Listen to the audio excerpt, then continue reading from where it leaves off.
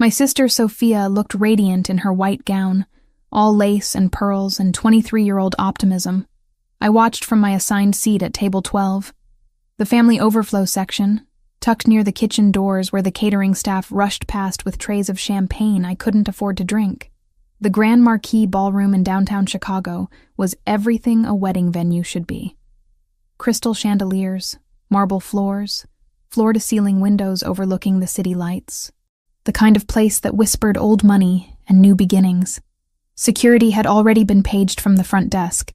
The badge check had flagged him, and 2 guards were on their way. I'd left Lily with Camilla 3 hours ago, my 5-year-old daughter's disappointed face still fresh in my mind. She'd wanted to come, to wear the burgundy dress we'd found at the thrift store, to see Aunt Sophia get married. But Camilla, my best friend and lifesaver, had convinced me otherwise. Formal weddings and kindergartners didn't mix well. Better to keep Lily home where she could watch her favorite movies, and avoid the family scrutiny that would inevitably fall on me. The scrutiny had started the moment I walked through the doors at 7:30. Alone, 28 years old, single mother, wearing a dress I'd bought 2 years ago that still looked decent if you didn't examine the hem too closely. My cousin Vanessa had swept past me in the receiving line, her designer maternity gown showing off a 7-month pregnancy that she wore like a crown. Her husband, my ex-husband, had given me a nod so brief it barely qualified as acknowledgement. Tyler, the man who'd walked out when the pregnancy test came back positive, who'd married my wealthy cousin 6 months later, who now stood across the ballroom looking like he'd never made the biggest mistake of his life. Meanwhile, I worked 12-hour shifts at Ann and Robert H. Lurie Children's Hospital of Chicago, came home to a daughter who asked why she didn't have a daddy, and tried not to calculate how many extra shifts I'd need to cover next month's rent. "Jessica, darling, you came alone?" My mother's voice carried that particular tone that managed to sound concerned and disappointed simultaneously. She'd appeared at my table during the cocktail hour, my father trailing behind her with the same uncomfortable expression he always wore when forced to acknowledge his daughter's failures. "We'd hoped you might bring someone. There are several eligible men here from the Martinelli family. You remember them, don't you? They own that restaurant chain." "I'm fine, Mom." I'd forced a smile I didn't feel. "Lily sends her love to Sophia." "Oh, yes. The baby." My mother's use of the word baby for my 5-year-old daughter spoke volumes. "Camilla's watching her, I assume? Such a shame you can't afford a real nanny." They'd moved on before I could respond, circulating among guests who actually mattered. Family who'd made something of themselves. My older sister Lauren and her surgeon husband. Cousins with graduate degrees and stock portfolios. And then there was me, the pediatric nurse who'd dropped out of med school when she got pregnant, who lived in a 1-bedroom apartment in a neighborhood that was optimistically described as up and coming. I tapped 911 and left the line open in my pocket, letting the dispatcher triangulate while the building's doorman was alerted by a neighbor's text. Giovanni begged me not to formalize a report yet, not until we knew which faction would retaliate fastest. Dinner had been interminable. 7 courses of food I barely tasted while conversations swirled around me. The couple to my left discussed their vacation home in Aspen. The woman across from me showed off an engagement ring that probably cost more than I made in 6 months. I smiled and nodded and wondered if anyone would notice if I left early. Then came the dancing. The DJ announced the couple's first dance, and Sophia floated across the floor in her new husband's arms. My parents danced next, looking every bit the proud family. Lauren and her husband joined them. Even my younger cousins paired off, laughing and spinning under lights that cast everything in soft focus. Outside the windows, clouds had gathered over Chicago's skyline. The weather forecast had promised clear skies all weekend, but nature had other plans. Thunder rumbled in the distance, barely audible over the music. Within minutes, water began streaming down the glass in sheets, turning the city lights into abstract streaks of color. "May I have this dance?" Tyler's voice behind me made every muscle in my body tense. I turned to find him standing there alone, Vanessa presumably taking a bathroom break, or holding court somewhere with her gaggle of admirers. "No, thank you." I kept my voice level. Professional. The same tone I used with difficult parents in the pediatric ward. "Come on, Jess." For old time's sake. He was using that boyish charm that had worked on me once upon a time. before I'd realized charm was all he had to offer. We can be adults about this. We are being adults. I'm declining your invitation. I turned back toward the dance floor, hoping he'd take the hint and leave. He didn't.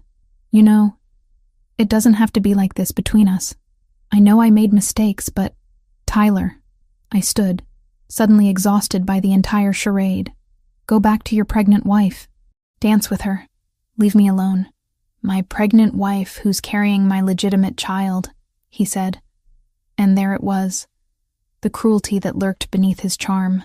Unlike the mistake that cost you your medical degree, I should have slapped him, should have caused a scene, should have done anything other than stand there while he walked away, rejoining Vanessa who'd appeared at the edge of the dance floor. She looked at me across the room, one hand on her rounded belly, and smiled a victor's smile. The music shifted to something slower, more romantic. Couples filled the floor, swaying together while the storm outside matched the one building in my chest. I sank back into my chair at table 12 and tried very hard not to cry in front of 200 people who already pitied me. That's when I noticed him. He stood near the bar, apart from the crowd, but somehow commanding attention anyway. Tall, maybe 6'3", with dark hair cut short, and a body that suggested he spent serious time in a gym. His suit was black and perfectly tailored, the kind of quality you didn't find in department stores, but it was his face that held my attention. Sharp cheekbones, a jaw that could have been carved from stone, and eyes that, even from across the ballroom, seemed to see straight through every defense I'd spent years constructing. He was watching me. Not subtly, not with the passing curiosity of a stranger at a wedding. He was studying me with an intensity that should have made me uncomfortable, but instead sent a completely different kind of shiver down my spine. I looked away first, heat rising in my cheeks.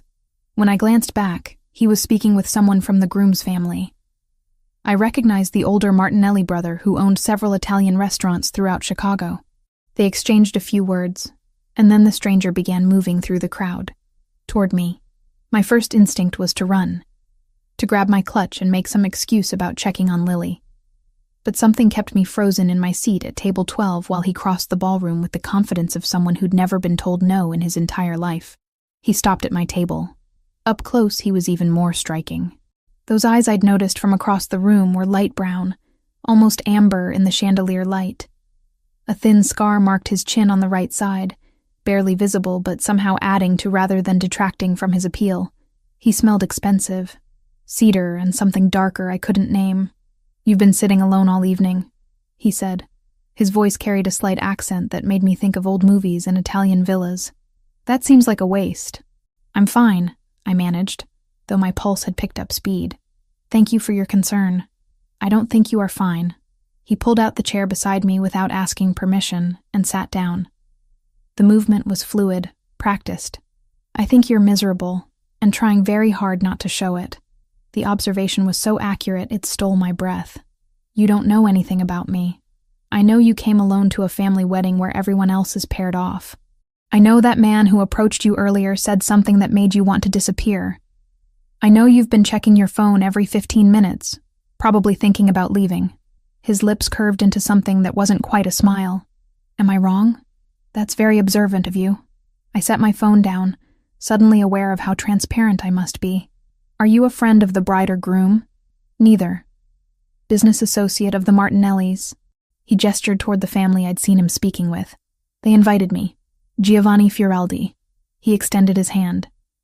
I took it, and his palm was warm against mine, his grip confident without being aggressive. Jessica Reed. Jessica. He said my name like he was tasting it. The bride's sister. The one who came alone. Word travels fast. In certain circles, everything travels fast. He released my hand, but didn't move away. I have a proposition for you, Jessica Reed. This should have been where I made my excuses and left. Where I remembered I was a single mother with responsibilities and bills, and no room in my life for mysterious strangers with expensive suits and dangerous eyes. Instead, I heard myself say, "What kind of proposition?" Giovanni leaned closer, his voice dropping low enough that only I could hear over the music. Dance with me. Pretend to be my wife for the rest of the evening.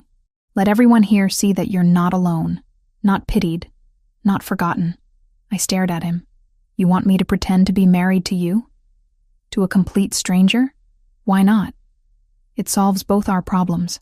His expression remained neutral, but something flickered in those amber eyes. My family is relentless about wanting me to settle down. Your family clearly enjoys reminding you that you're single. We could help each other. That's insane. Perhaps. He stood, offering his hand again. But the next song is starting, and your ex-husband is watching us from across the room with a very interesting expression on his face. So what do you say, Jessica? Will you dance with me and let everyone think you belong to someone who actually appreciates you? The smart answer was no. The responsible answer was no. The safe answer was definitely no. I took his hand and stood. One dance. That's all. His smile was devastating. We'll see about that. Giovanni led me onto the dance floor with the confidence of someone who'd done this 1,000 times before. His hand settled at the small of my back, warm through the thin fabric of my dress, while his other hand clasped mine with surprising gentleness. For a man built like he could break things without effort, his touch was remarkably controlled. You dance well, I said as we began moving to the music. He moved like someone who'd been trained, each step precise and effortless. My mother insisted on lessons when I was young. She believed a man should know how to lead properly. Something flickered across his face when he mentioned her. She passed away 2 years ago. Cancer. I'm sorry. The words felt inadequate, but they were all I had. She would have liked you. Giovanni's amber eyes met mine. She had strong opinions about women who could stand on their own feet, who didn't need a man but chose one anyway. Is that what you think I'm doing? Choosing you? I couldn't help the slight edge to my voice. We just met. This is pretend. For now. His hand pressed slightly more firmly against my back, guiding me through a turn. But pretend has a way of becoming real when two people are honest about what they want. I should have pulled away. Should have reminded him this was temporary. A single dance to save face in front of people whose opinions shouldn't have mattered. Instead, I found myself moving closer, drawn by the warmth of him, and the way he looked at me like I was worth looking at. The song shifted into another slow melody. Around us, couples continued swaying. I caught glimpses of familiar faces watching us with varying degrees of surprise. My mother's eyebrows had climbed toward her hairline. Lauren looked intrigued rather than judgmental for once. And Tyler was staring from his position near the bar with an expression I couldn't quite read. Your ex-husband is very interested in our dance, Giovanni observed quietly. How do you know he's my ex? The way he looked at you when he approached earlier. Like he owned something he'd thrown away and suddenly wanted back now that someone else was picking it up. Giovanni's jaw tightened fractionally. Men like that are predictable. You don't know anything about him. I know he abandoned you when you needed him most. I know he married your cousin out of spite or convenience. And I know he's not worth the tears you've been holding back all evening. Giovanni's voice remained level, but steel ran beneath the calm surface. Am I wrong about any of that? I opened my mouth to argue, then closed it. You're very presumptuous. I prefer observant. He guided me through another turn. And I'm right, aren't I? Being right doesn't give you the right to say whatever you want. No, but being honest does. We danced in silence for a moment before he spoke again. I apologize if I've overstepped. It's a fault of mine. I see problems and I want to fix them. I'm not a problem that needs fixing. No. You're a woman who deserves better than what life has dealt her recently. His thumb traced a small circle against my back, the gesture unconscious and somehow intimate. Let me give you that. Just for tonight. The song ended. Applause rippled through the ballroom. Giovanni released me slowly, as if reluctant to let go, then offered his arm. Shall we return to your table? I believe your family will have questions. They did. The moment we sat down, Giovanni pulling out my chair with the ease of someone raised with old-world manners, my cousin Sandra descended on us like a hawk spotting prey. Jessica, you didn't mention you were bringing someone. Her smile was predatory. Aren't you going to introduce us? This is Giovanni Fioraldi, I said, trying to sound casual. Giovanni, this is my cousin Sandra. A pleasure. Giovanni's smile was polite and gave nothing away. Your family throws beautiful weddings. Oh, I'm not immediate family. Just a cousin. Sandra's eyes raked over him, cataloging every expensive detail. "Are you from Chicago, Mr. Fioraldi?" "I am now. My family is originally from Naples, but business brought me here several years ago." He draped his arm across the back of my chair, the gesture possessive and protective at once. "Jessica and I have been seeing each other for a few months. Quietly, she prefers to keep her private life private." The lie rolled off his tongue so smoothly I almost believed it myself. Sandra looked between us, clearly trying to reconcile this new information with everything she thought she knew about my life. "A few months? Jessica, you never said anything. Like Giovanni mentioned, I prefer privacy." I reached for my water glass, needing something to do with my hands, especially after everything with Tyler. Sandra nodded knowingly. "Of course. That must have been so difficult. But it looks like you've landed on your feet." She leaned closer, lowering her voice to what she probably thought was discreet. "He's gorgeous. Where did you two meet?" "The hospital," Giovanni answered before I could stumble through my own lie. "My business partner's son was admitted to the pediatric ward. Jessica was his nurse.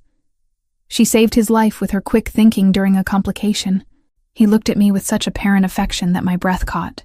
"I asked her to coffee to thank her. She said no 3 times before finally agreeing." "That sounds like Jessica." Sandra laughed. "Always so serious." More family members approached throughout the evening. Giovanni handled each interrogation with the same effortless charm, weaving details into our fake relationship that sounded entirely believable. He remembered everything I'd told him during our dance and incorporated it seamlessly. When my aunt asked about my daughter, he knew Lily's name and age without hesitation, mentioned her love of drawing and how bright she was for 5 years old. "You're very good at this," I murmured, when we finally had a moment alone. The reception had moved into the later hours, guests loosening up as the alcohol flowed and the dancing grew less formal. "At lying?" Giovanni's mouth curved. "It's a necessary skill in my world." "What world is that exactly?" "You said business, but you never specified what kind." "Import and export, among other things." His hand found mine on the table, fingers lacing through mine.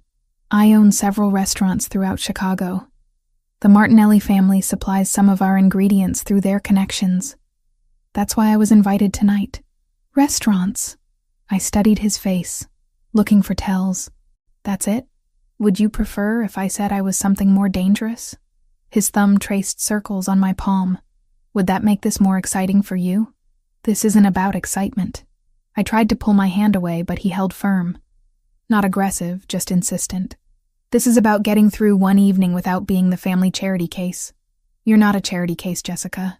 You're a woman who works 12-hour shifts taking care of sick children, who raises a daughter alone, who still manages to look beautiful even when you're exhausted and surrounded by people who don't appreciate you." His voice dropped lower. "That's not charity. That's strength." The intensity in his gaze made my skin flush. Before I could respond, a presence loomed over our table. I looked up to find Tyler standing there, Vanessa notably absent. "Can we talk?" Tyler's eyes were on me, pointedly ignoring Giovanni. "Outside, just for a minute. I don't think... It's fine." Giovanni released my hand and stood. "I need to speak with the Martinellis anyway." "Take your time." He walked away before I could protest, leaving me alone with the man who'd broken every promise he'd ever made to me. Tyler sat in Giovanni's vacated chair, his cologne overwhelming in its familiarity. "Who is that guy?" Tyler demanded without preamble. "And don't give me the hospital story. That's obviously bullshit." "Why would it be bullshit?" "I work at a hospital. People meet there all the time." "Because you would have mentioned him. You tell Camilla everything, and Camilla can't keep a secret from anyone." Tyler leaned closer. "I've been asking around.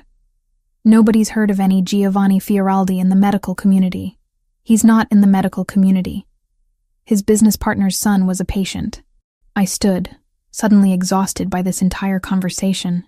"And frankly, Tyler, who I'm seeing is none of your business.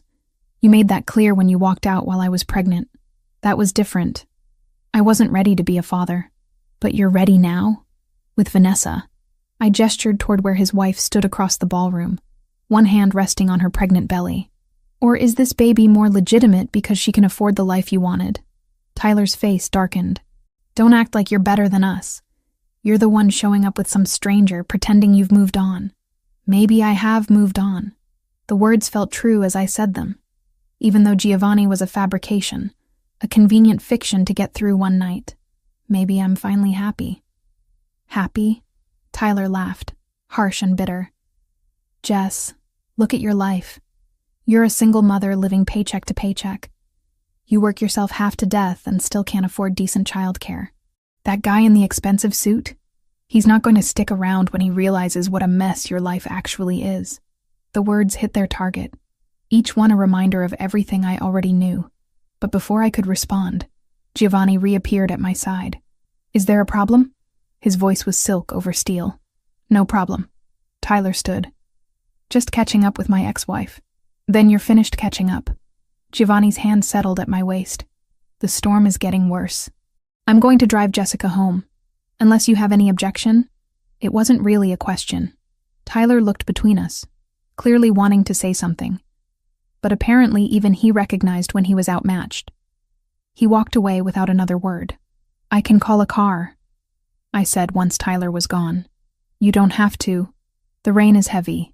Let me drive you. Giovanni retrieved my clutch from the table. Unless you're uncomfortable being alone with me. I should have been. Every logical part of my brain screamed that accepting a ride from a stranger was foolish. But Giovanni didn't feel like a stranger. He felt like someone who saw me clearly and decided I was worth protecting anyway. Okay, I heard myself say. Thank you. The SUV waiting outside was sleek and black, a driver already behind the wheel. Giovanni opened the back door for me, and I slid across leather seats that probably cost more than my monthly salary. He climbed in beside me, close but not crowding, and gave the driver my address before I could even ask how he knew where I lived.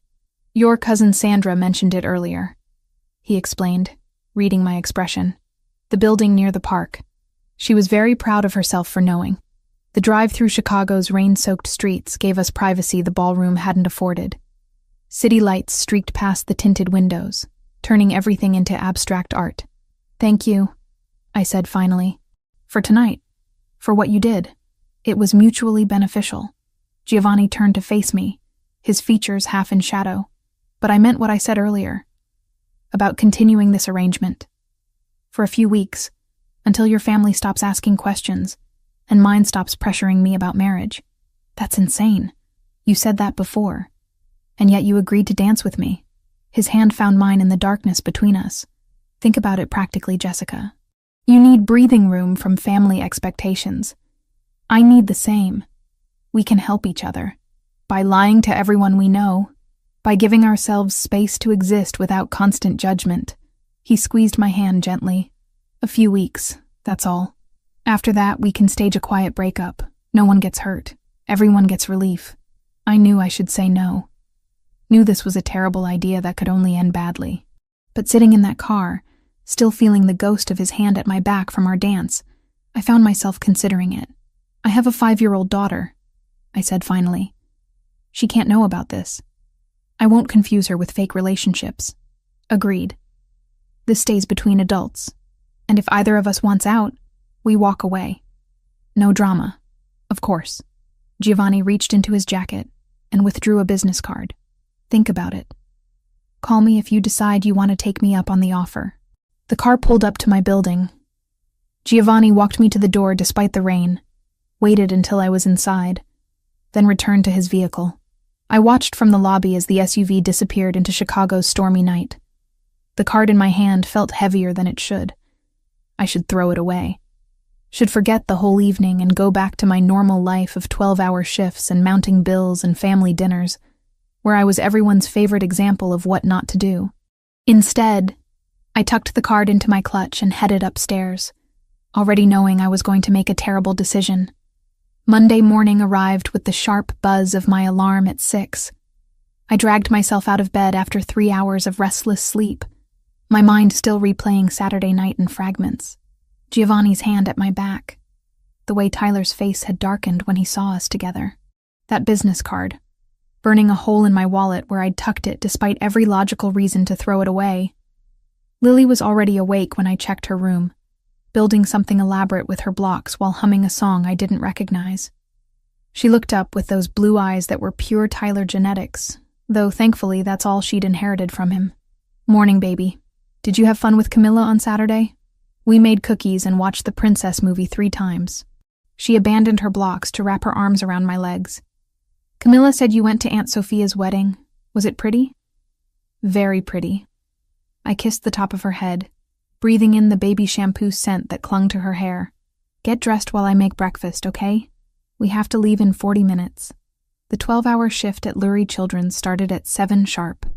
I dropped Lily at her kindergarten program by 6:30, then fought Monday morning traffic to reach the hospital with 3 minutes to spare. The pediatric ward welcomed me with its familiar chaos of beeping monitors, worried parents, and the antiseptic smell that had become as common as breathing. My phone started buzzing before I'd even finished morning rounds. Text after text from family members who'd apparently spent their Sunday discussing my mysterious appearance at the wedding with a man none of them had known existed. My cousin Sandra. "Call me ASAP, need details about Giovanni." Lauren. "Mom is losing her mind. Who is he? Why didn't you tell anyone?" Even my mother, who barely texted, had sent a terse message. "We need to talk about Saturday night. Your father and I are very concerned." I silenced my phone and shoved it into my scrubs pocket. Whatever fallout was coming from Saturday's performance could wait until I wasn't responsible for keeping small humans alive. The morning passed in a blur of IV checks, medication rounds, and comforting a 7-year-old girl who'd come in with a severe asthma attack. By noon, I'd managed to push thoughts of Giovanni and his ridiculous proposal to the back of my mind. This was my real life. Sick kids and overworked nurses and making I save children for a living, which pays enough to survive, but never enough to quiet the worry. I was updating a patient chart when Tyler appeared in the hallway outside the nurse's station. He shouldn't have been able to get past security without a patient relation. But Tyler had always been good at talking his way into places he didn't belong. "We need to talk." He planted himself in front of me, blocking my path. "Now. I'm working." I tried to step around him. "And you're not supposed to be up here without authorization." I told them I was visiting my daughter. His jaw was tight, that vein in his temple throbbing the way it always did when he was angry. "Which I should be able to do, by the way. You never let me see Lily. You never asked to see Lily." I kept my voice low, aware of the other nurses pretending not to listen. "And she's not a patient here, so that excuse won't hold up if security checks." Tyler moved closer, lowering his voice to match mine. "Who is Giovanni Fioraldi? And don't give me that hospital story again. I've been asking around. Nobody in Chicago's medical community has heard of him. Maybe because he's not in the medical community. Maybe because his life doesn't revolve around impressing people in your social circle." I finally managed to step around him. "Now leave before I call security myself. Is he paying you?" The question stopped me cold. I turned back slowly. "Is that what this is? Some arrangement where he gives you money and you show up at events pretending to be his girlfriend?"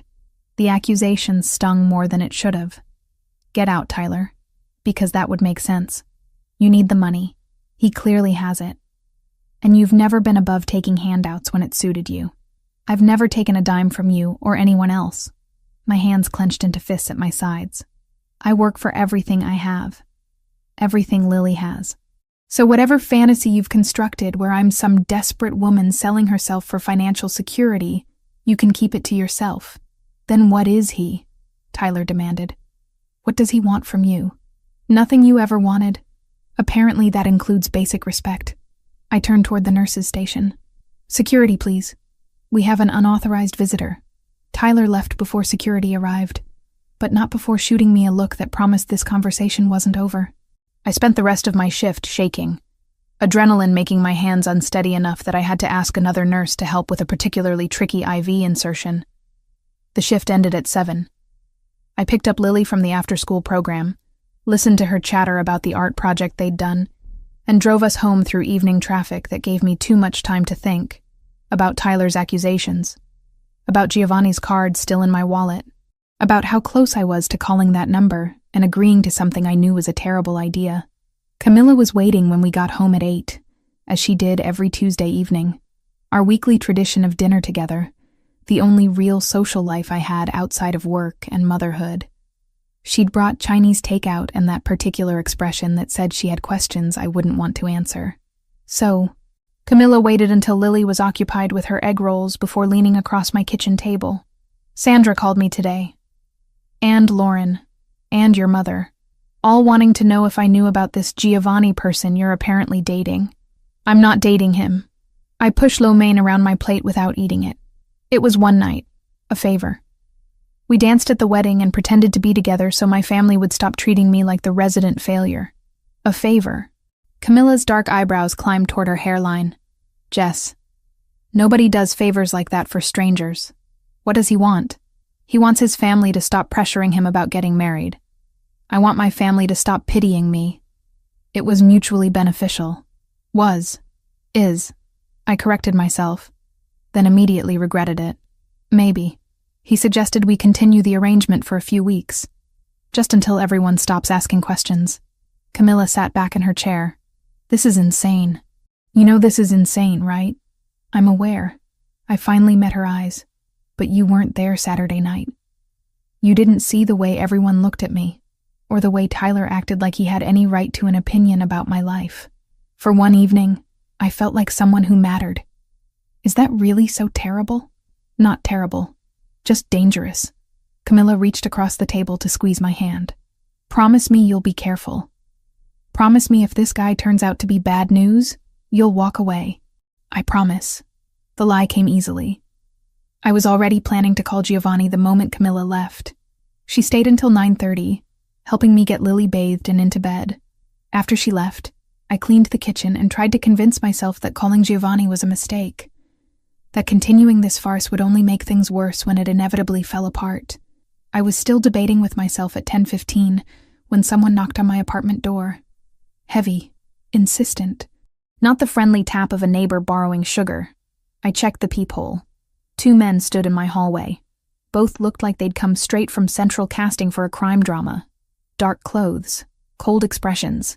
One had a tattoo creeping up his neck that I could see even through the fisheye lens. Jessica Reed. The taller one spoke with an accent I couldn't place. Russian, maybe. We need to talk about Giovanni Fioraldi. Every instinct screamed at me not to open that door. I don't know who you're talking about. We saw the photos. From the wedding. The second man held up his phone, showing me an image I recognized. Me and Giovanni on the dance floor, his hand at my back, both of us looking at each other like we actually belonged together. You're his woman. That makes you someone we're interested in talking to. I'm not his anything. We're friends, that's all. My hand found my phone in my pocket. And if you don't leave, I'm calling the police. Call them. The taller man shrugged. We'll be gone before they arrive. But we'll be back, Jessica Reed. And next time, we hope you'll be more cooperative. Mr. Volkov doesn't like being ignored. I was done being a currency. If they had ever used my name to trade favors, I needed to be present to bankrupt its value. I wore a thin underlayer panel under my coat and left a driver idling, engine warm, phone on speaker to a doctor who owed Giovanni a favor. They walked away before I could respond. I stood frozen behind my locked door, heart hammering, phone clutched in my shaking hand. I had no idea who Mr. Volkov was or what these men wanted with Giovanni. But I knew with bone-deep certainty that I'd just stumbled into something far more dangerous than a fake relationship. I pulled Giovanni's card from my wallet, stared at the number embossed in silver against black cardstock. This was the moment to walk away, to tell him whatever arrangement he'd been imagining wouldn't work, because strange men were showing up at my door, asking questions I couldn't answer. Instead, I dialed. He answered on the second ring. Jessica. 2 men just came to my apartment. The words tumbled out. They had photos from the wedding. They mentioned someone named Volkov. They threatened to come back. Silence. Then, lock your door. Don't open it for anyone. I'll be there in 15 minutes. Giovanni, what's happening? Who are these people? I'll explain when I get there. Just stay inside and keep Lily close. The line went dead. I checked all the locks. Peeked in on Lily, who was sleeping peacefully with her stuffed rabbit clutched against her chest, completely unaware that her mother had just dragged them both into something that felt like it could swallow us whole. True to his word, Giovanni appeared at my door exactly 14 minutes later. I verified through the peephole before opening it, finding him accompanied by another man who looked like he could bench press a car without breaking a sweat. "This is Franco, my associate." Giovanni stepped inside without waiting for an invitation, his eyes scanning my small apartment with the practiced assessment of someone used to evaluating threats. "Tell me exactly what they said." I recounted the encounter while Franco positioned himself near the window, watching the street below. Giovanni's expression grew darker with each detail, that thin scar on his chin somehow more prominent as his jaw tightened. "The Bratva," he said finally. "Russian organization. They've been pushing into territories that don't belong to them. Someone sent them photos from the wedding. Told them you're connected to me." "Connected how? We barely know each other." But even as I said it, I remembered that dance, the way he'd looked at me, how easy it had been to forget the whole thing was staged. They don't care about facts. They care about leverage. Giovanni moved to the window beside Franco, speaking to him in rapid Italian before turning back to me. "This is my fault. I should have anticipated this. What do they want?" "To use you to get to me, to pressure me into giving ground in negotiations I can't afford to lose." His eyes met mine. "I'm sorry, Jessica. This wasn't supposed to touch you." "Then maybe we should end this now. Tell them it was fake, that I mean nothing to you." "It's too late for that." Franco spoke up for the first time. "They've already decided your leverage. Whether the relationship is real or not doesn't matter." I sank onto my couch, legs suddenly unable to hold me. "So what happens now?" Giovanni crossed to kneel in front of me, bringing us eye to eye. "Now I keep you safe. You and Lily both. But you need to trust me." "Can you do that?" I should have said no. Should have told him to leave and take his dangerous world with him. Should have called the police and let them handle whatever mess I'd accidentally stepped into. Instead, I looked into those amber eyes and heard myself say, yes. Within 30 minutes, I'd packed bags for Lily and myself while she slept through it all, blissfully unaware that her mother had accidentally dragged them into a war between organized crime factions. Camilla arrived 20 minutes after I called her, eyes wide with fear, but moving with the efficiency of someone who'd spent 5 years helping me navigate crises. "Tell me this is temporary," she whispered as we gathered Lily's favorite toys and books. "Tell me you're not really involved with whatever this is. It's supposed to be temporary." I stuffed clothes into a duffel bag without bothering to fold them. It was supposed to be a fake relationship for a few weeks. Now apparently the Russian mob thinks I'm leverage. The Russian mob. Camilla sat down hard on Lily's bed. "Jesus, Jess. What have you gotten yourself into?" "I don't know." My hands shook as I zipped the bag closed. "But Giovanni says he can keep us safe. That's all I care about right now." Giovanni's penthouse occupied the top 2 floors of a building in Chicago's Gold Coast neighborhood. The address alone probably cost more than I'd make in 10 years. Franco drove us there in an SUV with tinted windows, taking a route that seemed designed to lose anyone who might be following. Giovanni rode in a second vehicle with additional security I hadn't even known existed until tonight. The elevator required a key card to access the penthouse levels. When the doors opened, I stepped into a space that looked like it belonged in an architectural magazine. Floor-to-ceiling windows overlooked Lake Michigan. Modern furniture in neutral tones. Art on the walls that I suspected wasn't prints. Everything pristine and expensive and absolutely nothing like the cramped 1-bedroom apartment Lily and I called home. "The guest rooms are on the 2nd floor. Giovanni gestured toward a floating staircase. 3 bedrooms, all with private bathrooms. Take whichever you prefer. Camilla, there's a room for you as well." "I'm staying too?" Camilla looked between us. "Until we're certain the threat has passed, yes." Giovanni's tone left no room for argument. "Anyone connected to Jessica is potentially at risk. That includes you. How long are we talking? Days? Weeks?" I adjusted my grip on the bag containing Lily's things. "I have to work. Lily has school. We have lives that don't stop just because—" "I've already arranged coverage for your shifts at the hospital." Giovanni cut me off gently. "Called in a favor with the hospital administrator. You're on paid family emergency leave for the next 2 weeks. Lily's school has been notified that she's dealing with a family situation. A private tutor will come here daily to ensure she doesn't fall behind. You had no right to do that without asking me." I had every right to keep you alive. His amber eyes held mine. This is my world, Jessica. My rules. And my rules say we don't take chances with civilians who get caught in crossfire because of decisions I made. Lily stirred in my arms, making a small, sleepy sound.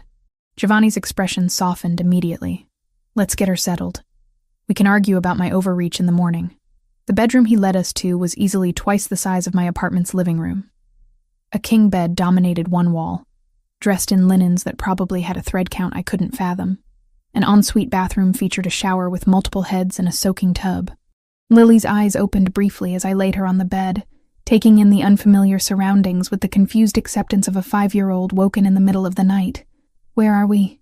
She mumbled. At a friend's house, baby. We're having a sleepover. I brushed hair from her forehead. Go back to sleep, okay? She was out again within seconds, clutching her stuffed rabbit. Giovanni stood in the doorway, watching us with an expression I couldn't quite read. She's beautiful, he said quietly. She has your eyes. She has her father's everything else. I tucked the blanket around her shoulders, which is probably for the best. At least she got his cheekbones. I doubt that's the best she got. Giovanni stepped into the room, moving with surprising quiet for someone his size. He stopped beside the bed, looking down at Lily with genuine interest, rather than the polite disinterest most childless adults showed. How old did you say she was?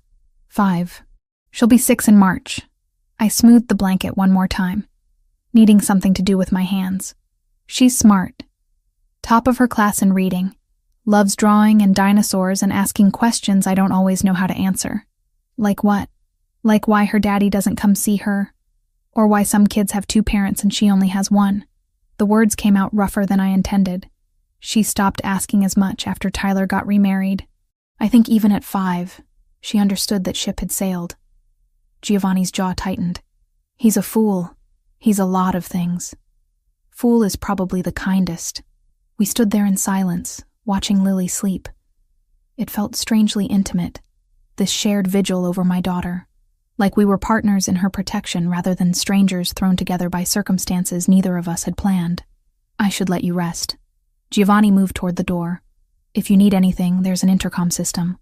Just press the button and someone will respond. Giovanni, I stopped him before he could leave. Thank you for all of this.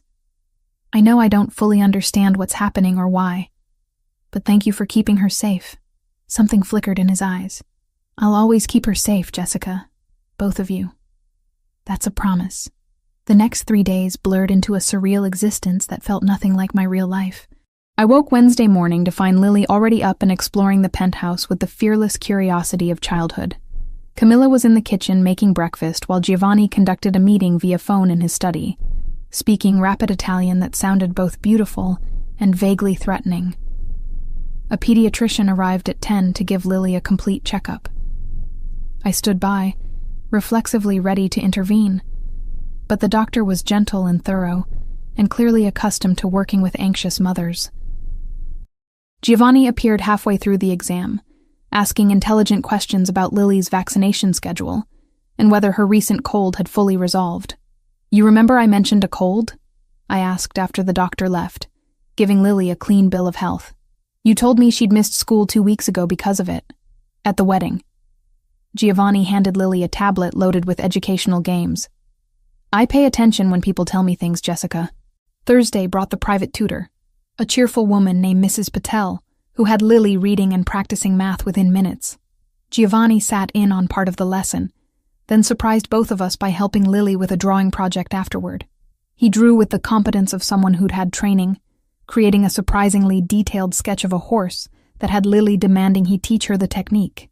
My mother insisted on art lessons, he explained, guiding Lily's small hand to show her how to shade properly. She believed a well-rounded education included beauty as well as business. I watched from the kitchen where Camilla and I were pretending to discuss meal planning while actually observing Giovanni with my daughter, the way he crouched to her level when speaking to her, how he praised her efforts without condescending, the patience he showed when she asked the same question 3 times in different ways.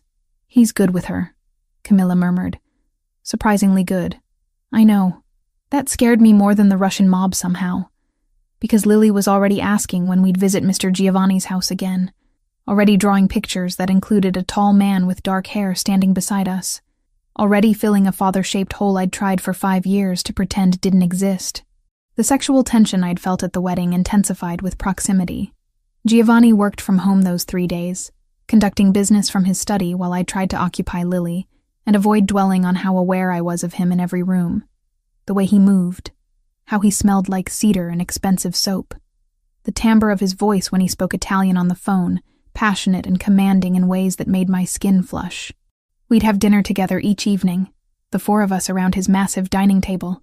Giovanni would ask Lily about her day, listen with genuine interest to her rambling stories about the tutor and the games she'd played with Camilla. Then, after Lily went to bed, we'd sit on his terrace overlooking the lake and talk about things that had nothing to do with fake relationships or Russian threats. He told me about his mother, Sophia, who died when he was 33, how cancer had stolen her slowly, giving him months to say goodbye but never enough time, how she'd made him promise to find someone who challenged him, who wouldn't just accept his world, but would push him to be better within it. "She would have liked you," he said Thursday night, our 3rd evening on the terrace. She had strong opinions about women who stood on their own feet, who worked for what they had. She came from nothing, you know. Married my father when she was 19 and turned herself into the kind of woman who could hold her own in his world. What world is that? I'd been wanting to ask since Tuesday night. You keep referring to your business, but you've never actually told me what you do.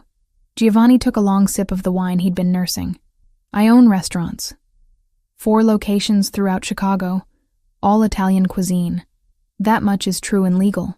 But I also oversee operations that aren't listed on any business license, territory that my father secured and I've maintained, arrangements with other organizations that keep Chicago running smoothly for those who know where to look. Your MAFIA. It wasn't a question. I prefer to think of it as community organization with flexible ethics. His mouth curved slightly. But yes, if you need a simple label.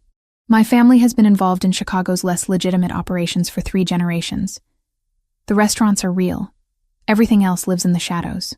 And the Russians want those shadows for themselves. They've been pushing into territories that traditionally belong to Italian families, testing boundaries, using violence where my father would have used negotiation. He set down his wine glass. I'm trying to maintain peace. They see that as weakness. Friday afternoon, Franco appeared in Giovanni's study where I'd been reading while Lily napped. His expression was grim. "We've identified the leak," he said without preamble. "The source of the photos. The one who told the Bratva about Jessica." Giovanni stood from behind his desk. "Who?" "Her cousin, David Reed. He's been working with the Russians for 6 months, feeding them information about families they might leverage. When he saw the wedding photos on your aunt's social media, Jessica, he recognized an opportunity." My stomach dropped. "David? My cousin David?" Franco nodded. "He told the Bratva about your relationship with Giovanni, even mentioned that it started as a pretense. But Dmitry Volkov, their leader, decided you were still useful leverage regardless. Where is David now?" Giovanni's voice had gone cold. "That's the other problem. The Russians have him. They're holding him as insurance. If we move against them, they'll kill him to send a message." I sat down heavily. David. Stupid, gambling-addicted David who never could hold a job. Who'd asked to borrow money at Thanksgiving and gotten angry when I'd said no. Who apparently sold out his own family to criminals to cover whatever debts he'd accumulated. "We can't just leave him there," I heard myself say. "Even if he's an idiot, he's still family. He put you and Lily at risk." Giovanni's expression was unreadable. "Family doesn't end where loyalty begins, Jessica. Maybe not, but it doesn't end where stupidity begins either." I looked up at him. "What would your mother have wanted you to do?" The question landed. Giovanni's jaw worked for a moment before he turned to Franco. "Set up a meeting with Volkov. Tell him I want to discuss terms." "That's exactly what he wants," Franco warned. "I know, but we're going to give it to him anyway." Giovanni's eyes met mine. "Because apparently, I'm developing a conscience at the worst possible time." The warehouse sat in Chicago's industrial district, close enough to the water that I could smell the lake even through the SUV's filtered air. Friday evening had turned cold, clouds hanging low and threatening rain that hadn't quite started falling. Giovanni sat beside me in the back seat, his presence both comforting and terrifying in equal measure. "You don't have to come inside," he said for the third time since we'd left the penthouse. "Franco and I can handle this. They used me as leverage. I should be there when you negotiate my freedom." I checked my phone, seeing the message from Camilla confirming Lily was asleep and asking when I'd be home. Home. Like the penthouse had become that in just 5 days. Besides, you said it yourself. Your mother would want you to show them I'm not just some pawn they can manipulate. My mother would have a lot of opinions about this situation. Giovanni's hand found mine in the darkness, most of them involving Italian phrases I shouldn't repeat in front of you. Try me. I worked in a hospital for 3 years. I've heard worse. The warehouse came into view. Concrete and rust. Windows covered with grime thick enough to block any view of the interior.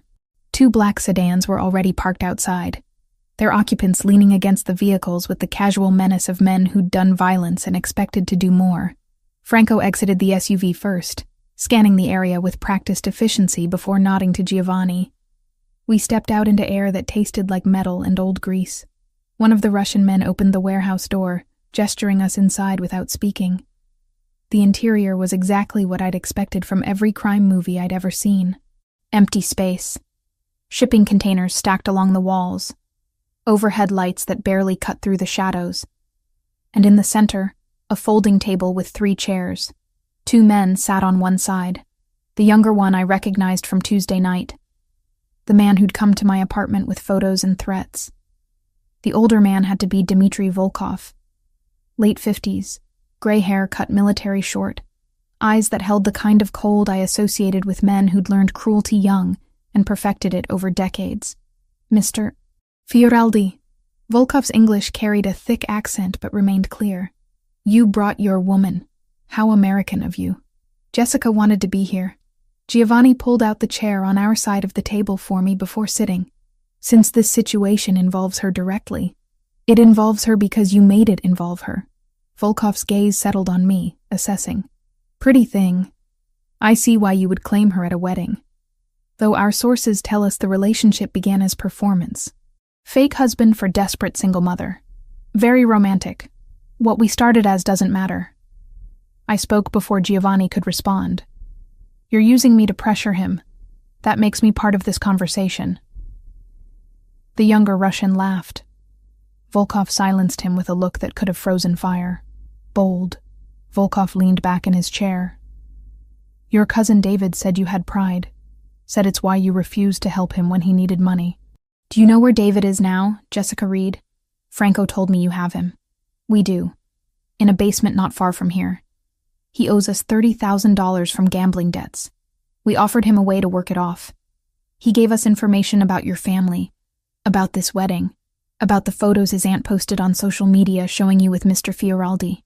Volkov pulled out his phone, tapping the screen before turning it to face us. "Beautiful photos. You look very happy together." The image showed Giovanni and me on the dance floor. The way we were looking at each other, even I had to admit it didn't look staged. It looked real, like 2 people who'd found something worth holding on to. David made his choices. Giovanni's voice carried steel beneath the calm surface. "What he owes you is between you and him. But Jessica is between you and me." Volkov pocketed his phone. "And that makes her valuable. So let's discuss terms.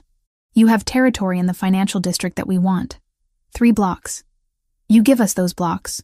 We release David. And we forget about using pretty nurses as leverage." "No." The word came from me before I'd consciously decided to speak. Both men turned to look at me with identical expressions of surprise. "You don't get to threaten people's families and then negotiate like that's reasonable behavior." "Jessica," Giovanni started. "No." I stood, adrenaline overriding every survival instinct that screamed at me to stay quiet. "You want to intimidate Giovanni? Fine, that's your world. But you came to my apartment. You threatened my home where my 5-year-old daughter sleeps.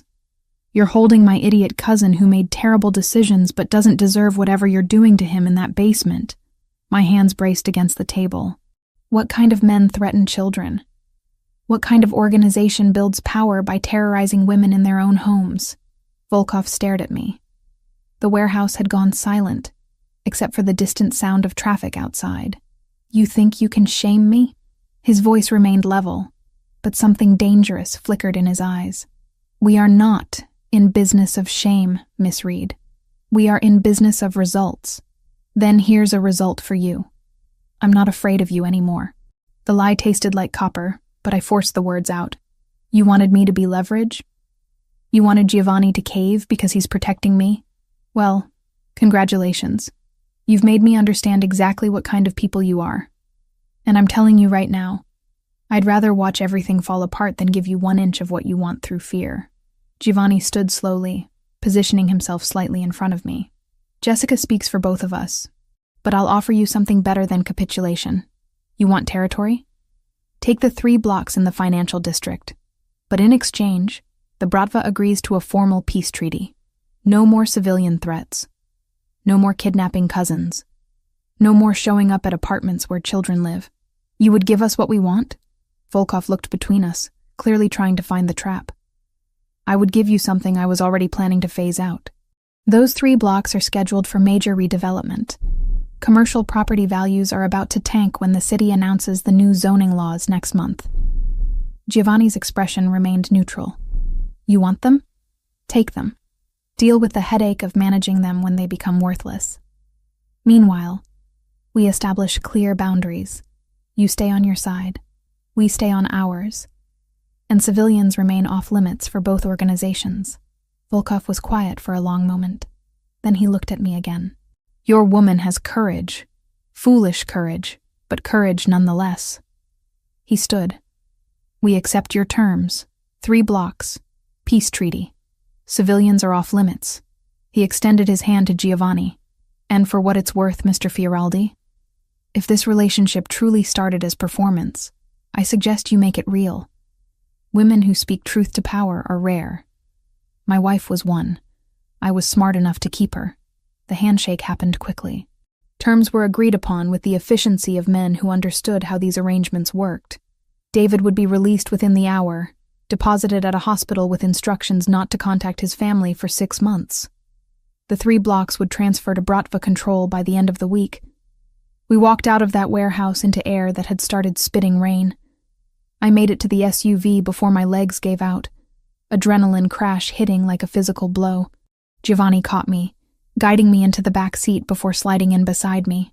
That was either the bravest or stupidest thing I've ever witnessed, Franco said from the front seat as we pulled away. I'm still deciding which.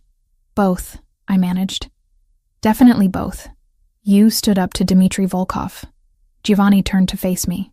Do you understand how rare that is? How few people have ever spoken to him that way and lived to tell about it?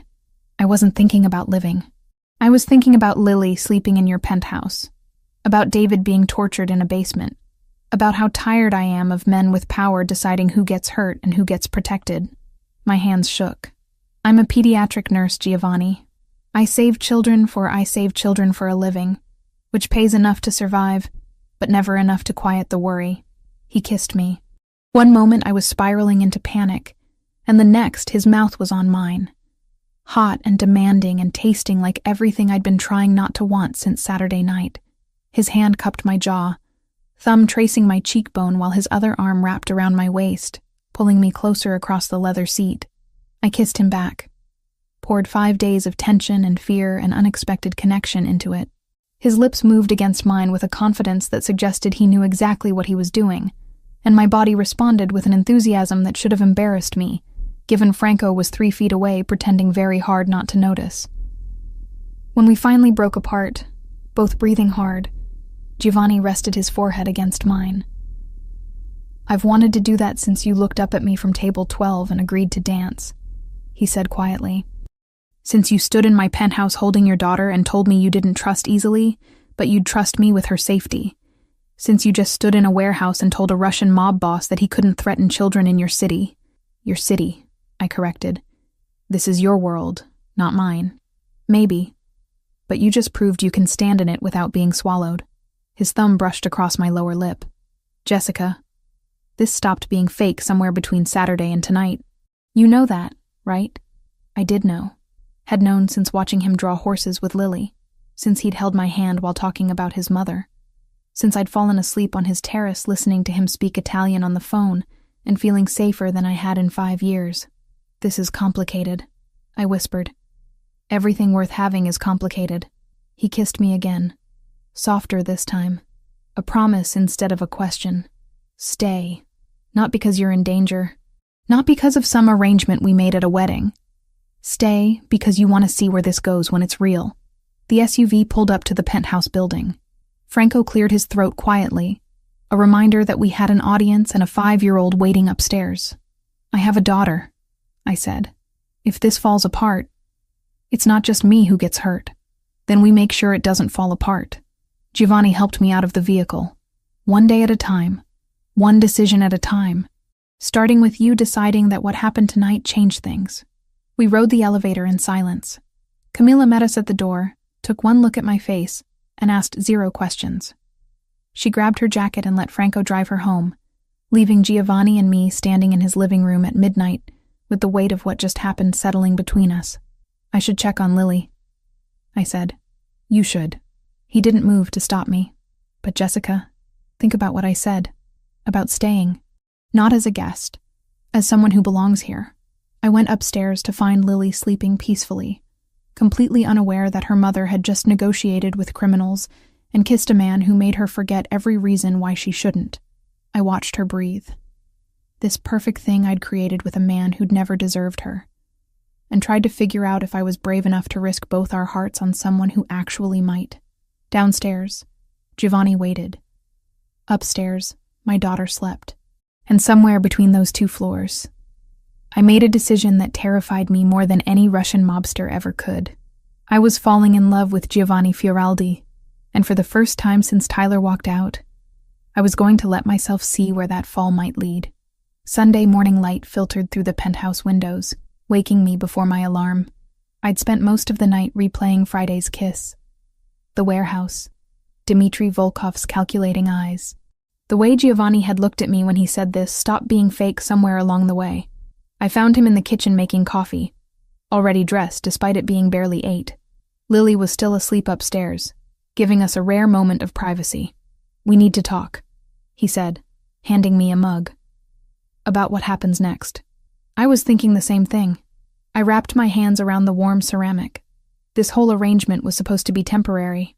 A few weeks of pretending until our families backed off. But now it's complicated.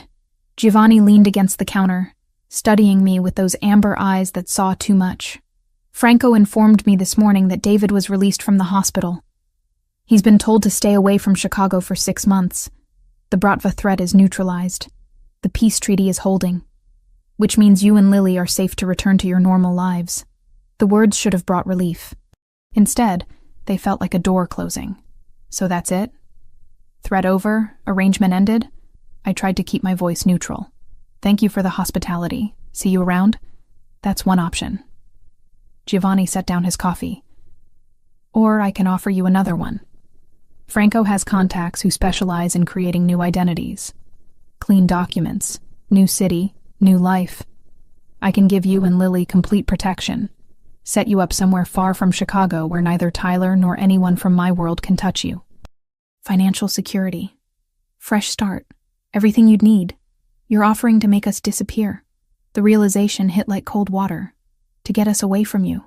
To give you a choice that doesn't involve staying near danger just because you feel obligated. His expression remained carefully neutral. "I brought you into this mess, Jessica. The least I can do is give you a clean exit." Before I could respond, small footsteps pounded down the stairs. Lily appeared in her pajamas, hair wild from sleep, clutching her stuffed rabbit. "Morning, Mom." "Morning, Mr. Giovanni." She climbed onto a stool at the kitchen island. "Are we having pancakes?" "Mr. Giovanni makes really good pancakes." "I can make pancakes," Giovanni said, already pulling ingredients from the refrigerator. "Chocolate chip or blueberry?" "Both." Lily bounced in her seat. "Mom, can we stay here forever? I like it here. And Mr. Giovanni said he'd teach me to draw buildings today." My heart cracked. "Baby, we've been imposing on Mr. Giovanni's hospitality. We can't stay forever." "Why not?" She looked between us with 5-year-old logic. He has lots of rooms. And he doesn't mind, do you, Mr. Giovanni? Giovanni met my eyes over Lily's head. I don't mind at all. Lily, sweetie, go wash your hands before breakfast, I said gently. She hopped off the stool and scampered toward the bathroom, leaving us alone again. She's already attached to you, I said quietly. That's exactly what I was afraid of.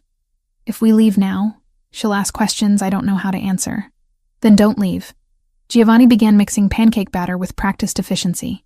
Stay. Figure out what this could be when it's not about protection or arrangements. When it's just about two people who might actually want to see where this goes. You run a criminal organization, Giovanni. You negotiate with Russian mobsters. You have enemies who would use me and Lily as leverage if they knew we meant something to you. My hands tightened around the coffee mug. How am I supposed to build a life around that kind of danger? By understanding that my world isn't separate from who I am. It's part of me. But so is the man who makes pancakes for your daughter and wants to teach her architecture. The man who stayed up 3 nights running security checks to make sure you could sleep safely. The man who would burn down half of Chicago before letting anyone hurt you. He poured batter onto the griddle. I'm not asking you to love the criminal. I'm asking if you can love the whole complicated mess of who I actually am. Lily returned before I could answer, chattering about the drawing lesson, and could she please have extra chocolate chips. We ate breakfast together like a family, and the domesticity of it terrified me more than any warehouse confrontation. Because this felt right, natural. Like we'd been doing this for years instead of days. After breakfast, I made a decision. I'm going to work tomorrow. Back to my regular shift at the hospital. Giovanni looked up sharply. That might not be wise. The treaty with the Bratva is new. We don't know. I need to do this, I interrupted. I need to prove to myself that I can have a normal life. That I'm not just hiding in your penthouse waiting for the next threat. If this is going to work, if we're going to work, I have to maintain some part of who I was before all this. He studied me for a long moment. Then you'll have a driver. And security at the hospital. Non-negotiable. Fine. I'd learned to pick my battles. But invisible security. I don't want armed guards following me through the pediatric ward. Monday morning arrived with familiar routine. I dropped Lily at kindergarten, kissed her goodbye, and headed to Lurie Children's for my first shift in over a week. The hospital greeted me with its usual chaos. Sick children, worried parents. The antiseptic smell and beeping monitors that had become my second home. My supervisor pulled me aside first thing. Jessica, good to see you back. How's the family emergency? Resolved. Thank you for being understanding. Of course. We were actually contacted by one of our major donors about your situation. Generous man. Made sure your position was protected while you were gone. She smiled knowingly. New boyfriend must have connections. I didn't correct her. Easier to let people assume whatever they wanted than try to explain the truth. The shift passed in familiar rhythm. IV checks, medication rounds, comforting a 3-year-old with pneumonia. Around 2 in the afternoon, I was updating charts when I got pulled into the room of one of our long-term patients. 7-year-old Marcus had been fighting leukemia for 8 months. He was in for his latest round of chemo. Weak, but still somehow optimistic. Nurse Jessica. He brightened when I entered. You're back. I missed you. I missed you too, buddy. I checked his vitals, noting them in his chart. How are you feeling today? Tired, but Mom says I'm a fighter. He picked at the hospital blanket. Nurse Jessica, can I ask you something? Always. Do you believe in happy endings? Like in the movies? The question hit harder than it should have. I sat on the edge of his bed, choosing my words carefully. I believe happy endings are possible when people are brave enough to fight for them. Even when things get scary. Even when it seems easier to give up. My mom says that too. She says we have to be brave. And Marcus looked at me with eyes too old for 7. Are you being brave about something, Nurse Jessica? Out of the mouths of children. Yeah, Marcus, I think I am. Then you'll get your happy ending. Just like me. His confidence was absolute. We're both fighters. I left his room with tears stinging my eyes, and a clarity I hadn't felt in days. Marcus was fighting for his life every single day, and here I was, hesitating to fight for my own happiness, because it came wrapped in complications. My shift ended at 7, I walked to the parking garage, texting Giovanni that I was heading out. The October evening had turned cold, my breath visible in the dim light of the concrete structure. The garage cameras caught everything, and hospital security walked in 30 seconds after he fled. That's when Tyler appeared, stepping out from between two cars. "We need to talk." His voice was tight with barely controlled anger. "About your new boyfriend and the very interesting information I've been gathering about him." "Tyler, I'm not doing this." I moved toward my car. "Go home to your pregnant wife." He grabbed my arm.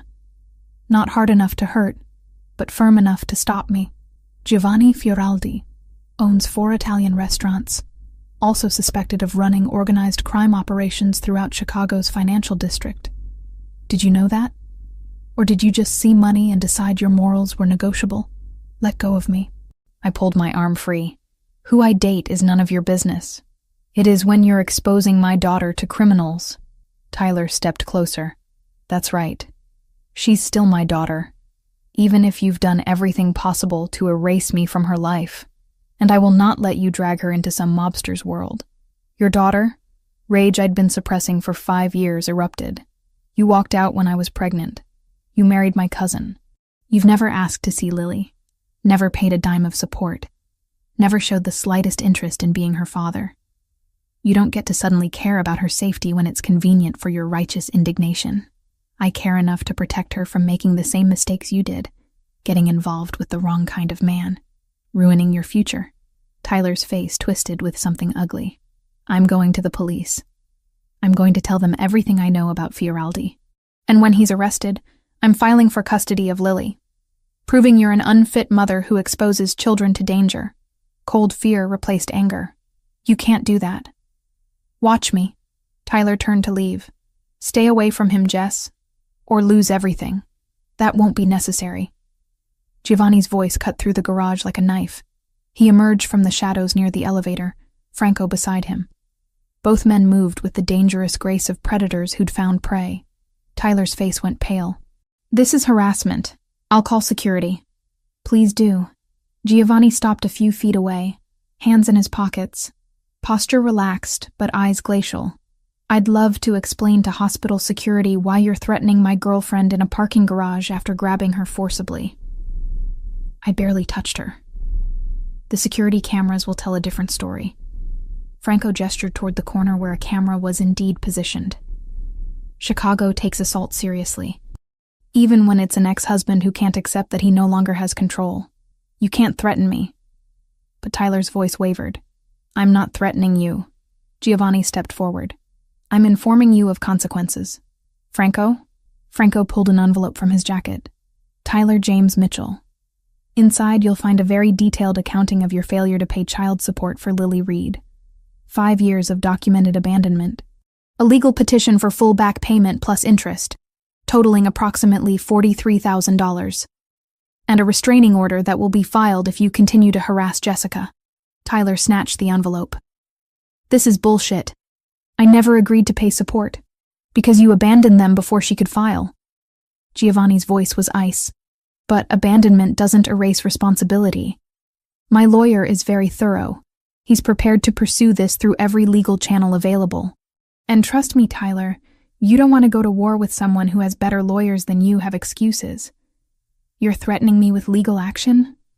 Tyler looked between them. "I'll fight this." "Please do." Giovanni smiled, and it was terrifying. "Drag it through court. Let a judge examine your complete absence from your daughter's life. Let them see how you married Jessica's cousin 6 months after walking out on a pregnant woman. Let them decide who the unfit parent actually is. You can't. I can. And I will. But here's an alternative." Giovanni's voice softened fractionally. "Walk away. Leave Jessica alone. Stop pretending you suddenly care about Lily after 5 years of complete indifference. Do that, and these documents never get filed. You go back to your life, and we never have this conversation again." The silence stretched. Tyler looked at the envelope, then at me, then back to Giovanni. "Fine." He threw the envelope on the ground. "Keep her. Keep both of them. But when this all falls apart, don't come crying to me." He walked away, footsteps echoing through the garage. Giovanni waited until Tyler's car started and drove away before turning to me. "Are you okay?" I wasn't. I was shaking, adrenaline crashing through my system. "You had him investigated, had lawyers draw up documents. When?" The moment I realized he was going to be a problem, Giovanni picked up the envelope Tyler had discarded. "I don't wait for threats to materialize, Jessica. I eliminate them before they can hurt people I care about. And what happens when the threat is you?" The words came out harsher than intended. "When your world is what puts Lily in danger, then I'll eliminate that threat too." His eyes held mine. "Even if that means eliminating myself from your life. But you have to make that choice, Jessica." "I can't make it for you." Franco cleared his throat. "I'll wait in the car. Give you two some privacy." We stood alone in the cold parking garage while I tried to figure out what I wanted, what I could live with, what risks were worth taking and which ones would break us. "Take me home," I said finally. "To the penthouse. We need to talk." Giovanni nodded, offering his arm. I took it, and we walked to his SUV together, while I tried to figure out how to explain that I'd already made my choice. And it terrified me more than any threat Tyler could ever pose. 2 weeks passed in a blur of new routines and careful negotiations between my old life and this new one we were building. I'd moved most of my clothes to the penthouse but kept my apartment, using it as a quiet space when I needed to think, or when Lily had playdates with school friends whose parents didn't need to know about the complicated man in our lives. Giovanni proved remarkably adaptable to the chaos of living with a 5-year-old. He learned that Lily needed exactly 3 bedtime stories, that she refused to eat vegetables unless they were hidden in pasta sauce, and that Tuesday mornings were always harder because she missed her weekend freedom. He attended a parent-teacher conference with me, sitting in a chair designed for someone half his size, while Mrs. Rodriguez praised Lily's progress in reading. "She's a bright girl," the teacher had said, looking between us with obvious approval. "It's wonderful to see her thriving with both parents involved." I hadn't corrected the assumption. Neither had Giovanni. Camila adapted to the new arrangement with surprising grace. She continued watching Lily after school, but now one of Giovanni's drivers picked them both up and brought them to whichever location I was working from. The penthouse or occasionally my old apartment when I needed the familiarity. The driver, a quiet man named Anthony who treated Lily like a beloved niece, became part of our extended family. "This is insane," Camilla said one afternoon while Lily colored at the kitchen island. 2 weeks ago you were a single mom barely making rent. Now you're living in a penthouse with a man who has actual security teams." "I know." I poured her tea, a ritual we'd maintained despite everything changing. "Does it make me a terrible person that I'm happy?" "It makes you human." She squeezed my hand. "But be careful, Jess. Happiness this sudden can disappear just as fast." My family's reaction had been more complicated. My mother called daily, torn between pride that I'd landed someone successful and concern about how little she actually knew about Giovanni. Lauren, however, surprised me by being genuinely supportive. She'd invited us to dinner Saturday night to celebrate her 32nd birthday at Giovanni's newest restaurant in River North. "I want to get to know him properly," she'd said when she called. "Not as the mysterious man from Sophia's wedding, but as the person who's making my sister smile again." Saturday evening arrived with October cold that promised winter wasn't far behind. I dressed carefully in a forest green dress that Giovanni had insisted on buying despite my protests about him spending money on me. Lily wore burgundy velvet, her hair in braids that had taken me 40 minutes to perfect. "You look beautiful," Giovanni said when we met him in the living room. He wore charcoal gray, no tie, the top button of his shirt undone in that way that made him look simultaneously elegant and dangerous. "Both of you. Mr. Giovanni, are we going to your restaurant?" Lily bounced excitedly. "The one with the really good breadsticks." "A different one. This one specializes in Northern Italian cuisine." He crouched to her level. "But I made sure the chef prepared special breadsticks just for you." The restaurant, Fioraldi's River North, occupied a corner building with floor-to-ceiling windows overlooking the Chicago River. Warm light spilled onto the sidewalk, and even from outside I could hear the gentle buzz of conversation and laughter. Giovanni had reserved a private dining room for the family dinner, giving us space away from the main restaurant. Lauren and her husband Daniel arrived first. My sister looked elegant as always, her dark hair styled in waves that probably cost more than my weekly grocery budget. But her smile when she hugged me was genuine. "Happy birthday," I said, handing her the gift I'd spent too long selecting, a first edition of her favorite childhood book that I'd found at a used bookstore. "Jess." She opened it carefully, eyes going wide. "This must have cost." "It didn't. I know a guy." I winked. "The important thing is you love it." Daniel shook Giovanni's hand with the assessing grip of a surgeon who spent his days holding people's lives in his hands. "Good to finally meet you properly. Lauren's been very curious." As she should be. Giovanni's response was smooth. I'd be suspicious too if my sister suddenly appeared with someone new. My parents arrived next. My father uncomfortable in a suit he clearly didn't wear often. My mother already scanning the room with critical eyes. They'd met Giovanni briefly at Sophia's wedding, but this was different. This was them evaluating whether the man dating their daughter was worthy. "Mr. and Mrs. Reed." Giovanni greeted them with old-world courtesy. "Thank you for joining us to celebrate Lauren's birthday." "It's your restaurant," my mother said, accepting his hand. "We should be thanking you for hosting." Sophia and her new husband arrived fashionably late, glowing with newlywed happiness. The last to enter was Vanessa, her pregnancy now impossible to ignore at 8 months. She came alone, Tyler notably absent, and the sight of her made my chest tighten with complicated emotions. "Jessica." She kissed my cheek with perfunctory affection. "You look well." "So do you." It wasn't entirely true. She looked exhausted, the kind of bone-deep tired that went beyond pregnancy. "How are you feeling?" "Large, uncomfortable. Ready for this to be over." Her hand rested on her swollen belly. "Tyler sends his regrets. Business trip." The lie was obvious. Tyler was avoiding this dinner specifically to avoid Giovanni and me. Part of me was grateful. Part of me wanted him to see what he'd walked away from. Dinner was served in courses, each more exquisite than the last. Giovanni had clearly instructed his chef to impress, and they'd succeeded. The conversation flowed easily once the initial awkwardness faded. My father, who rarely spoke about anything personal, found himself discussing architecture with Giovanni. Lauren and Daniel asked intelligent questions about the restaurant business. Even my mother seemed charmed by the way Giovanni ensured everyone's wine glass stayed full, and how he'd arranged for Lily to have her own special mocktail in a fancy glass. But it was watching Giovanni with Lily that seemed to win them over completely. She'd grown sleepy after dinner, curling against his side on the upholstered bench.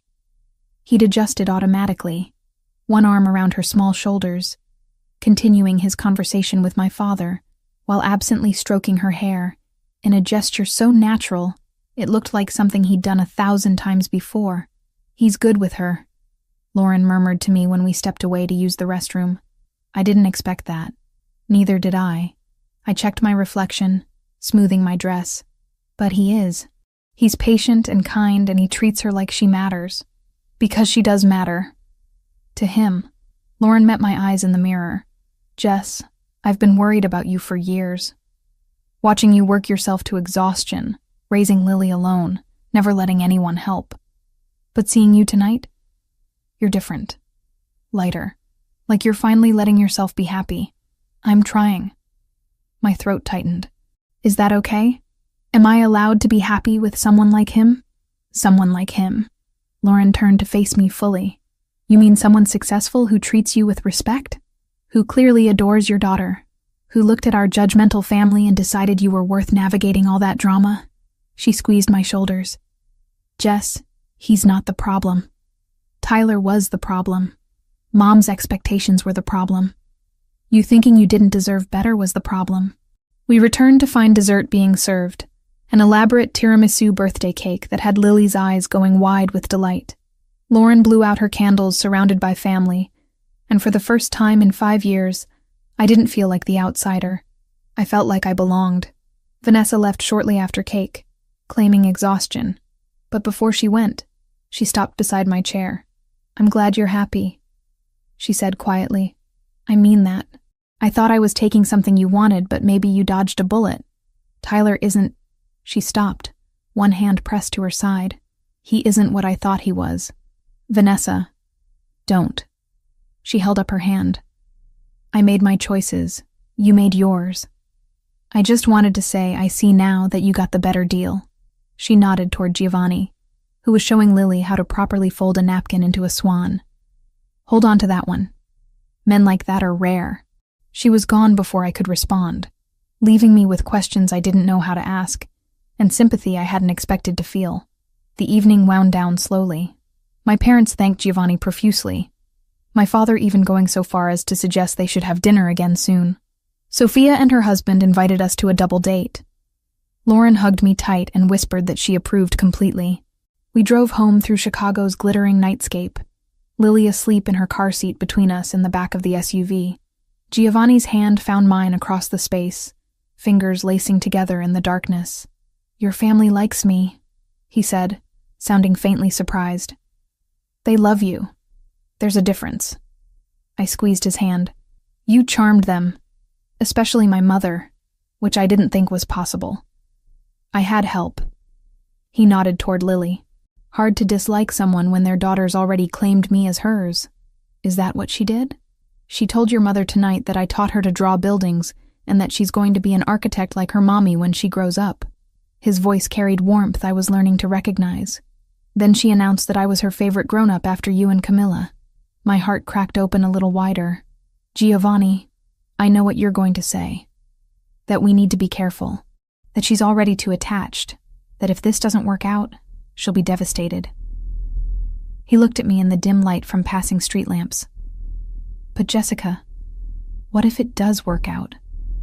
What if this is what it looks like when 3 people accidentally become a family?" I didn't have an answer to that. But watching him carry Lily upstairs later, tucking her into bed with the practiced care of someone who'd done it before, I started to believe that maybe, just maybe, we were building something that could last. That night, after Lily was asleep and the penthouse was quiet, Giovanni found me on the terrace overlooking the lake.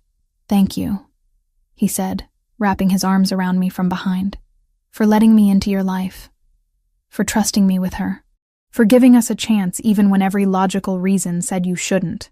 Thank you for making it impossible not to." I leaned back against his chest. "For the past 2 weeks. For tonight. For every moment you prove that fairy tales might actually exist if you're brave enough to believe in them."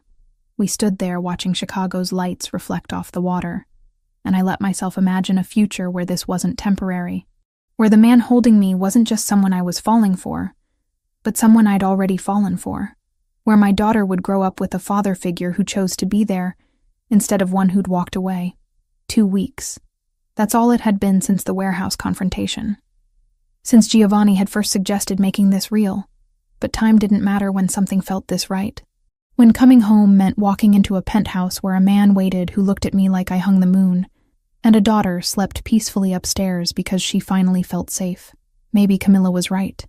Maybe happiness this sudden could disappear just as fast. But tonight, wrapped in Giovanni's arms under Chicago's October sky, I decided that risk was worth taking, because some things, some people, were worth fighting for. And Giovanni Fioraldi, with his dangerous world and gentle hands and the way he loved my daughter like she'd always been his, was absolutely worth it. The following Saturday evening arrived with a crispness that promised Chicago's winter wasn't far off. 3 weeks had passed since Sophia's wedding. 3 weeks that felt simultaneously like a lifetime, and no time at all. Giovanni had insisted on hosting a formal dinner at his flagship restaurant in the Gold Coast, Fioraldi's on Astor, to celebrate what he cryptically called new beginnings. I'd learned over the past weeks that Giovanni's idea of formal meant reserving the entire second floor of his most exclusive establishment. The one with a Michelin star and a 6-month waiting list for reservations. The one where even Chicago's elite had to call in favors to secure a table. "You didn't have to close the whole floor," I'd protested when he told me his plans. "I wanted privacy for what I have planned." His expression had been unreadable. That particular mask he wore when he was hiding something. Trust me. So here I stood in the penthouse bedroom we now shared, zipping Lily into a velvet dress the color of burgundy wine, while trying to calm the butterflies rioting in my stomach. Something about tonight felt different, significant in ways I couldn't quite articulate. "Mom, you're going to mess up my hair." Lily squirmed away from my fidgeting hands. Mr. Giovanni said I have an important job tonight and I need to look perfect. An important job? I straightened her collar. What kind of job? It's a secret. Her blue eyes sparkled with the particular joy of a 5-year-old entrusted with classified information. But it's a really good secret. The best secret ever. Giovanni appeared in the doorway, devastatingly handsome in a charcoal suit that probably cost more than my old car. His amber eyes swept over us both with open appreciation. My 2 favorite people, looking absolutely beautiful. He crouched to Lily's level. Are you ready for your special assignment tonight? Yes. She bounced on her toes. I practiced all week like you said. Practiced what? I looked between them suspiciously. You'll see. Giovanni stood, offering me his arm. Shall we? The restaurant glowed like a jewel box when we arrived. Warm light spilled through tall windows, illuminating tables set with pristine white linens and crystal that caught the light like captured stars. But the second floor, our floor for the evening, had been transformed into something beyond a simple dinner setting. String lights were woven through the exposed brick walls. Candles flickered on every surface.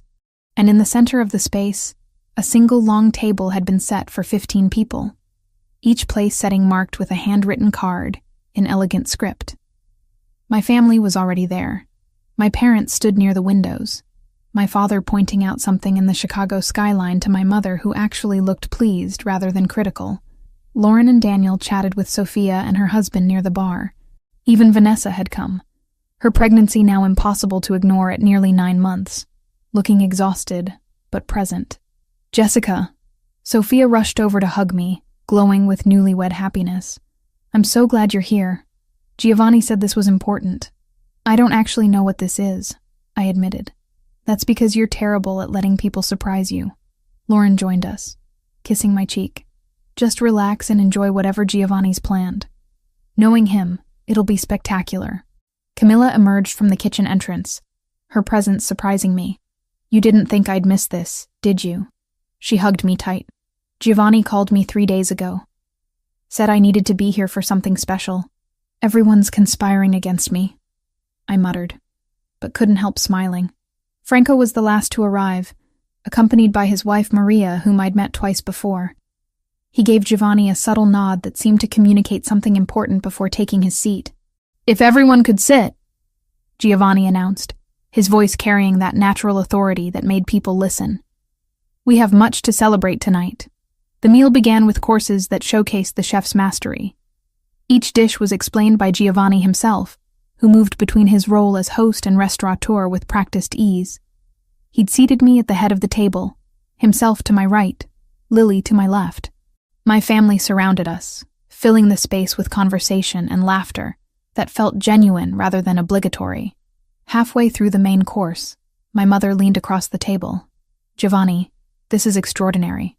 Jessica's very lucky to have found someone so accomplished. I'm the lucky one, Mrs. Reed. Giovanni's hand found mine under the table. Your daughter reminds me daily that accomplishment means nothing without someone to share it with. My father, who'd spent most of the evening quietly observing, finally spoke. You're good to her. To both of them. That's all a father can ask. The approval in his voice made my throat tight. My father, who'd barely acknowledged my existence for 5 years, who'd treated my single motherhood like a personal failure, was accepting Giovanni, accepting us, without reservation. Dessert arrived as the evening light faded completely outside, Chicago's skyline transforming into a constellation of lights beyond the windows. Individual chocolate soufflés were placed before each guest, each one garnished with gold leaf that caught the candlelight. Before we indulge, Giovanni stood, tapping his wine glass gently. I have something I need to say. More accurately, something I need to ask. My heart stopped. Around the table, knowing smiles appeared on faces that suggested everyone but me knew what was coming. 3 weeks ago, I attended a wedding as a business obligation. I expected nothing more than mediocre food and forgettable conversation. His eyes found mine. Instead, I found Jessica, sitting alone at a table, trying so hard to be invisible when she deserved to be seen, celebrated, cherished. He moved to stand beside my chair. I approached her with a proposal, a fake arrangement to help us both save face with our families. And Jessica, Being simultaneously pragmatic and brave, agreed. We danced. We pretended. We played our parts perfectly. Lily giggled beside me, clearly in on whatever was happening. But somewhere between that dance and this moment, pretending became real. Arrangement became relationship. And I fell completely, irrevocably in love with a woman who works 12-hour shifts to save children's lives, who raises an incredible daughter with grace and humor, who stood in a warehouse and told a Russian mobster he couldn't threaten kids in her city. Tears were already streaming down my face. Giovanni knelt beside my chair, producing a small velvet box from his jacket pocket. Jessica Reed, I'm not offering you a fake arrangement anymore. I'm offering you everything real. My world, my heart, my protection, my family name. I'm offering you a partnership where you're not invisible, where you're seen and celebrated every single day. He opened the box, revealing a ring that caught the candlelight and threw rainbow fractals across the table. Will you marry me? The restaurant went silent. Even the kitchen sounds seemed to pause. Every eye was on me, waiting. Say yes, Mom. Lily bounced in her chair. Say yes so I can do my special job. Laughter rippled around the table, breaking the tension. I looked at Giovanni, this man who'd entered my life 3 weeks ago and somehow become essential to it. This man who made pancakes for my daughter and negotiated with criminals and looked at me like I hung the moon. Yes. The word came out choked with tears. Yes, of course, yes. Giovanni slid the ring onto my finger. A perfect fit. Then pulled me to my feet and kissed me while my family erupted in applause and cheers. When we finally broke apart, Lily was tugging on Giovanni's sleeve. Now? Can I do it now? Now, he confirmed, lifting her onto her chair so she stood tall enough to be seen by everyone. Lily reached into a small burgundy purse I hadn't noticed her carrying and pulled out a small velvet pouch.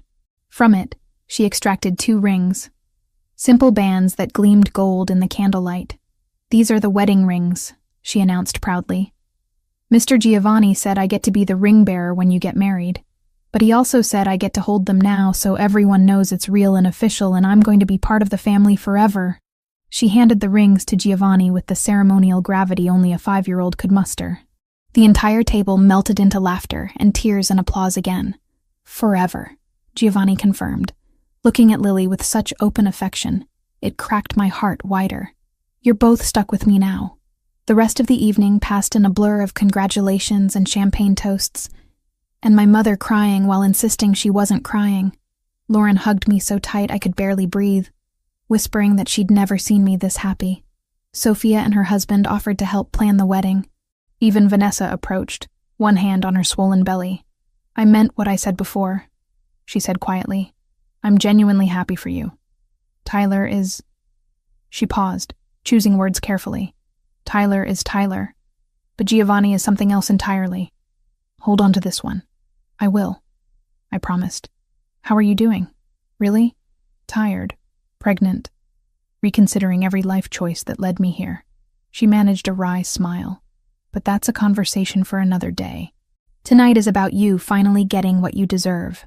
As the evening wound down, I found myself on the restaurant's terrace with Giovanni, looking out over Chicago's glittering nightscape.